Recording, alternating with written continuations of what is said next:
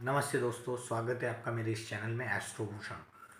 और हम बात कर रहे हैं शनि के ट्रांजिट की, जो 17 जनवरी को हो चुका है।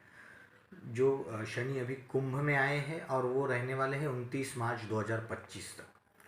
तो आज हम बात करने वाले हैं कन्या लग्न या राशि के लिए। अगर आपको आपकी राशि क्या है, लग्न क्या है, ये पता नहीं तो मैंने एक वीडियो बनाया हुआ है, वो वीडियो आप देखिए तो आप अच्छे से समझ पाएंगे। साथ ही साथ आप शनि क्या है, जो शनि को समझे, ये मैंने एक वीडियो बनाया है, उसको आप देखिए तो आप ये रिजल्ट्स को अच्छी तरह से आप समझ पाओगे। तो सबसे पहले कन्या लग्न या राशि के लिए शनि आ रहे हैं 6th हाउस में, जहाँ पे कुंडली का 6 नंबर है, वहाँ पे आ रहे हैं। वहाँ क्या होने वाला है, और कुंडली में जहाँ पे 11 नंबर लिखा है, तो शनि अपने ही घर में आ रहे हैं। मैंने दोस्तों पहले भी बताया था, शनि जिस घर में आते हैं उस घर को अच्छा करते हैं। लेकिन यहाँ पे थोड़ा प्रॉब्लम अलग है। यहाँ पे चीज़ ये है कि 6, 8, 12 ये जो स्थान है, ये वैसे ही कुंडली के खराब भाव माने जाते हैं। तो छठे भाव से हम क्या देखते हैं, रोग ऋण शत्रु। अभी और एक चीज़ है बहुत इम्पोर्टेंट है, जो है आपका जॉब। जॉब मतलब मैं पर्टिकुलरली बताऊंगा जो लोग नौकरी करते हैं उनके लिए। तो सबसे पहले ये है कि यहाँ पे आपको कोई ना कोई एक आधा रोग उजागर हो सकता है, जो कि आपको पता नहीं है। और सडनली ये 2 सवा 2 साल 2.5 साल का जो पीरियड है, इसमें एक आधा रोग, एक आधी बीमारी जो आपको पता नहीं है, जिसके बारे में ऐसी कोई बीमारी आपको पता चल सकती है। तो और उसका आपको इलाज करना है, डरना नहीं है, आपको उसका क्योर भी मिलेगा। उसके साथ ही साथ लोन। तो क्या है कि शनि जो है अच्छा करेंगे, मतलब आपको लोन मिलेंगे। लेकिन आपको यहाँ पे ये चीज़ ध्यान में रखना है कि अल्टीमेटली शनि आपको लोन देगा, बट आप वो बेफजूल के लिए लोन ना ले, ये आपको ध्यान रखना है। क्योंकि शनि तो अभी यहाँ आएंगे, 2.5 साल बाद शनि चले जाएंगे। जब वो मार्च 2025 को वहाँ से अगले स्थान पे चले जाएंगे, तब आपको अगेन लोन तो आपको रिपेमेंट करना है। तो वो आपको सोचना है कि आप किस चीज़ के लिए ले रहे हैं। बेफजूल की चीज़ों के लिए आपको लोन नहीं लेना है। उसके बाद शत्रु, यानी जो भी आपके निगेटिव जो भी चीज़ें आपके लिए, आपके सोच विचार, थोड़ी सी आपकी सोच निगेटिव हो जाएगी। और उसके चक्कर में आपके कोई डिसीजंस गलत ना हो, उस पर आपको ध्यान देना है। हो सकता है इस टाइमिंग में आपको ये एक क्लैरिटी आएगी कि आपने एक माइंडसेट बनाया था कि ये पर्सन मेरे लिए अच्छा नहीं है, तो शायद आपको रियलाइज़ होगा नहीं ये अच्छा है। और आपने किसी को ये किया था कि ये मेरा पर्सन है, या ये मेरी बातों को मानता है, या मैं इसके ऊपर ट्रस्ट कर सकता हूँ। तो वो थोड़ी सी क्लैरिटी आएगी, और आपके आंखों के ऊपर जो एक पर्दा है वो हट जाएगा, और एक क्रिस्टल क्लियर पिक्चर आपके सामने आएगी।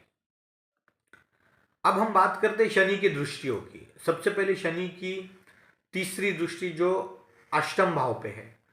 अष्टम भाव है आपका गुप्त विद्या, गुप्त धन। तो आप इन सब चीज़ों में उलझ ना जाए, इसके ऊपर ध्यान देना। क्योंकि शनि की दृष्टि है, वो दृष्टि जहाँ पे शनि डालता है उस स्थान को खराब करेगा। अब प्रॉब्लम ये है कि आप इसमें इस तरह से उलझ सकते हैं कि आपको लगेगा कि मैं कुछ ऑकल्ट साइंस जैसे एस्ट्रोलॉजी, मंत्र तंत्र वाली विद्या है, कुछ सीखूं। लेकिन आज के ज़माने में ये सिखाने के लिए उस तरह के आचार्य, टीचर आपको मिलते नहीं है, और फिर आदमी भ्रमित होके इन सब चीज़ों में अलग तरीके से उलझ जाता है। तो इसका आपको कोई बेनिफिट होने वाला नहीं, आपको इन सब चीज़ों से बचना है। हाँ, आप जानकारी के तौर पे सिर्फ लेना है, रख सकते हैं, बाकी इसमें आप उलझिए मत। उसके बाद शनि की एक दृष्टि है बिल्कुल सामने 12वें घर पे। 12वां स्थान है आपका व्यय भाव। तो वहाँ पे 5 नंबर लिखा है, और ये सूर्य की राशि है। तो आपके विदेश से कनेक्टेड जो भी चीज़ें हैं, इन चीज़ों में डिले आने का चांस है। दूसरा स्थान है वो विदेश का भाव है, व्यय भाव भी है। तो व्यय भाव होने की वजह से, सूर्य की वजह से वहां पे जो अग्रेशन है, इससे आप ये हो सकता है कि किसी के साथ कुछ कंपटीशन करने के लिए, किसी को कुछ दिखाने के लिए आपको कुछ करना नहीं है कि उसने गाड़ी ली है मैं भी गाड़ी ले लेता हूँ, उसने घर में फर्नीचर बनाया मैं भी फर्नीचर, किसी को दिखाने के लिए कुछ मत कीजिए आप। क्योंकि ये शनि जब 2.5 साल बाद चले जाएंगे, आप उसके ऊपर, क्योंकि सिचुएशन ऐसी बन रही, शनि आपको कर्जा देने के लिए भी तैयार है।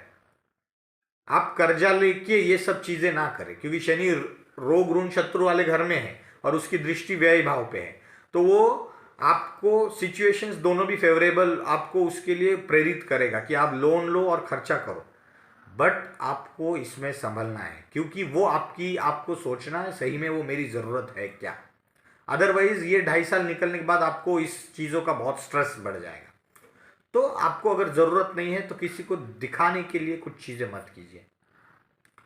उसके बाद शनि की एक दृष्टि है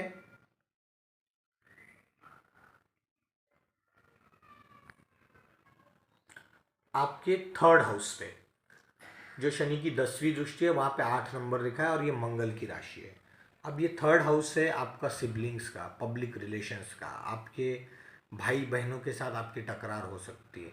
तो यहाँ पे आपको ध्यान देना है, अगर कुंडली में आपकी मंगल की स्थिति अगर सही नहीं रहेगी तो ये झगड़े या ये जो भी है थोड़े से बढ़ सकते हैं। आपको बहुत केयर करना है।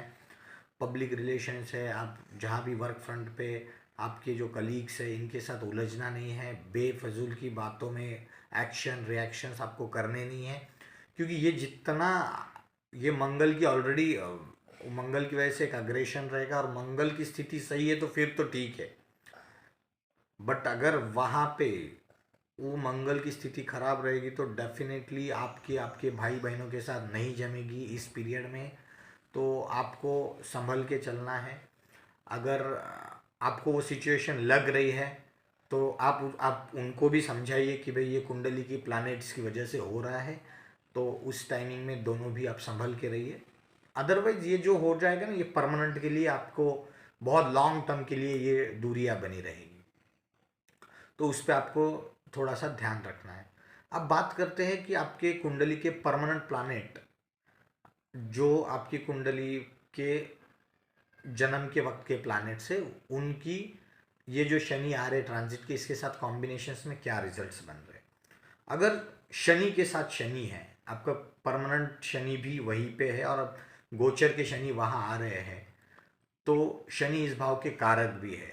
अभी ये होने वाला है कि शनि के साथ शनि, ये आपको जॉब में थोड़ा ज़्यादा ही हर्डल ला सकता है। क्योंकि शनि आपको जॉब, नौकरी वालों के लिए खास मैं बात कर रहा हूँ, वहाँ पे सिचुएशन ऐसी आएगी कि शनि आपको जॉब प्रोजेक्ट्स तो अच्छे दिलाएगा बट आपके लिए वो सपोर्ट सिस्टम निकाल देगा।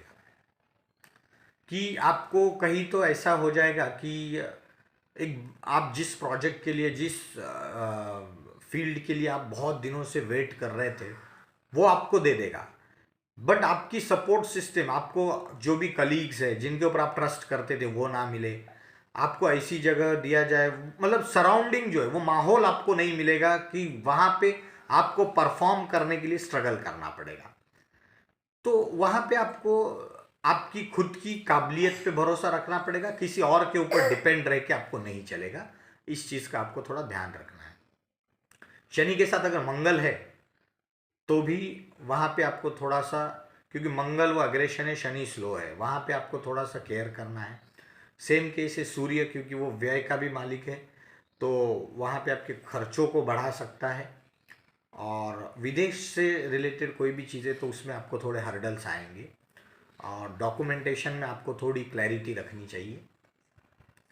दूसरा है, वहाँ पे अगर शनि के साथ शुक्र है तो आपका ये आपके लिए अच्छा रिजल्ट देगा। क्योंकि शुक्र से वो कला, फैशन, तो इन चीज़ों में आपका अगर करियर कहीं पे है तो वहाँ पे आपको वो शनि थोड़ा सा सपोर्ट देगा। क्योंकि शुक्र शनि की वैसी थोड़ी जमती है, तो वहाँ पे थोड़ा ठीक रहेगा।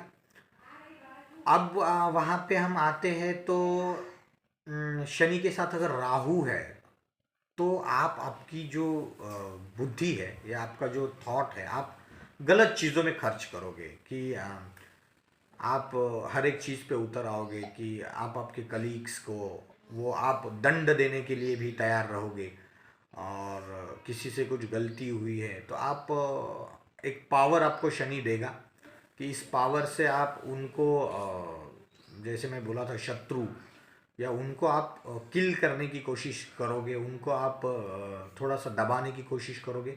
बट शनि जब यहाँ से निकल जाएंगे तो अगेन वो सब चीज़ें आपके ऊपर, वो सब लोग आपके ऊपर हावी हो जाएंगे। तो आपको थोड़ा सा भगवान के शरण में रह के कि मेरे से ये गलत काम ना हो, ऐसे इन चीज़ों पे आपको थोड़ा फोकस कीजिए।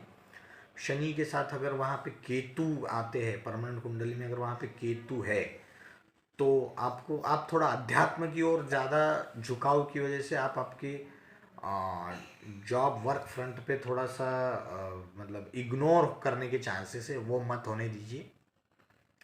अदरवाइज ऑलरेडी ये शनि बहुत सारी चीज़ें आपकी सपोर्ट सिस्टम निकालने वाला है, वहाँ पे ये आने से आपको और तकलीफ करेगा। शनि के साथ चंद्र है तो चंद्र फास्ट मूविंग है और शनि स्लो है। तो वो दो कॉन्ट्राडिक्टरी कंडीशंस हैं, उसमें आपको थोड़ा आपके थॉट्स पे कंट्रोल रखना है। कोई चीज़ के लिए आपको भागा दौड़ी में नहीं जाना है। शनि जो स्पीड में लेके जाना चाहता है उस स्पीड के साथ आप एडजस्ट करके चलिए। तो ओवरऑल ये थोड़ा सा जॉब के लिए थोड़ा टफ पीरियड रहेगा। बाकी आपको जो चीज़ें मैं संभाल के चलने को कहा है उनके ऊपर फोकस कीजिए। तो आज के लिए इतना ही। Thank you very much.